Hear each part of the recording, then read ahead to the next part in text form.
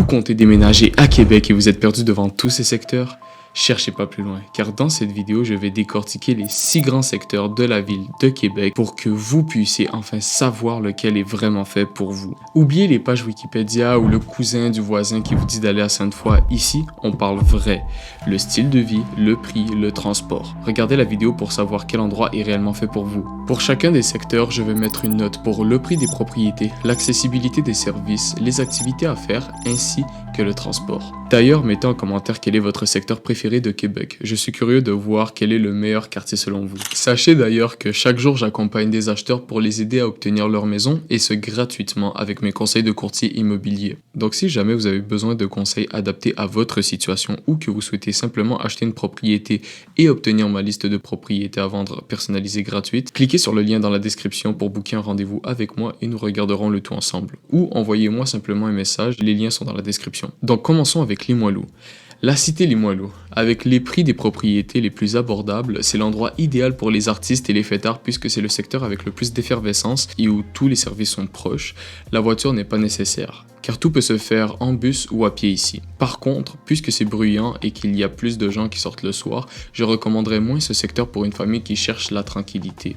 Dans la cité Limoilou, il y a le quartier de Limoilou et Saint-Roch, qui sont réputés pour avoir une moins bonne image. C'est tout simplement l'ancien quartier ouvrier de Québec, mais il est en train de se transformer en quartier dynamique avec des startups, des artistes, des cafés, des microbrasseries et des galeries d'art. Les quartiers Saint-Sauveur, Montcalm, Saint-Jean-Baptiste et le Vieux-Québec, eux, ont une meilleure image. Et c'est des endroits qui sont plutôt bien vus. Le profil idéal pour la cité Limoilou serait donc les jeunes familles, les étudiants, les jeunes professionnels ou les artistes. Voici donc les notes que je donne pour la cité Limoilou, avec le prix des propriétés qui peut autant être le moins cher de la ville et autant ça peut être quand même dispendieux lorsqu'on va dans les quartiers de bonne réputation. Maintenant, attaquons Sainte-Foy. C'est sûrement le quartier en général avec les maisons les plus dispendieuses. Alors ce secteur est littéralement proche de tout. Cégep, université, hôpitaux, centres commerciaux. C'est possible d'habiter là-bas sans voiture et de faire les trajets à pied ou en bus à cause de cela. C'est plutôt un coin tranquille aussi, ce qui fait que cette zone est très recherchée par les acheteurs. Donc ça fait en sorte que les prix sont beaucoup plus chers qu'ailleurs. Mais aussi, il y a beaucoup de circulation en heure de pointe. Le profil idéal pour Sainte-Foy serait donc les étudiants, les jeunes professionnels, les familles qui cherchent aussi un secteur accessible et animé. Voici donc les notes que je donne pour Sainte-Foy. Maintenant, les rivières. Le gros avantage du secteur Les Rivières est que c'est littéralement le centre de la ville, donc tous les endroits de la ville sont accessibles à 10-15 minutes en voiture. En plus, c'est un secteur très familial avec un centre d'achat, les galeries de la capitale en l'occurrence, beaucoup de bureaux et locaux commerciaux. Il y en a pour tous les goûts, que vous cherchez des condos, des appartements ou des maisons. Puisque c'est le centre de la ville, littéralement, il y a beaucoup de circulation en heure de pointe à cause de cela. Le profil idéal pour les rivières serait donc les familles et les professionnels cherchant la praticité et la proximité des endroits de la ville. Voici donc la note que je donne à Les Rivières.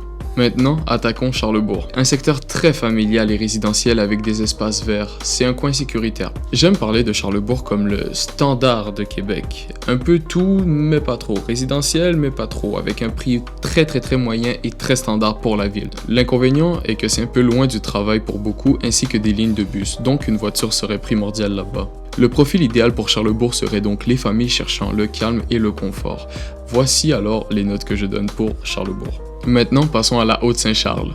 Les prix sont abordables là-bas puisqu'on s'éloigne du centre-ville. Les fans de nature vont adorer ce secteur car il y a beaucoup de forêts, d'espaces verts, de sentiers pour les randonnées. C'est aussi un endroit qui n'a pas beaucoup de circulation donc c'est très tranquille là-bas. Il n'y a pas beaucoup de bruit de voiture non plus. L'inconvénient est que puisqu'on est loin de tout, il faut absolument avoir une voiture pour la Haute-Saint-Charles.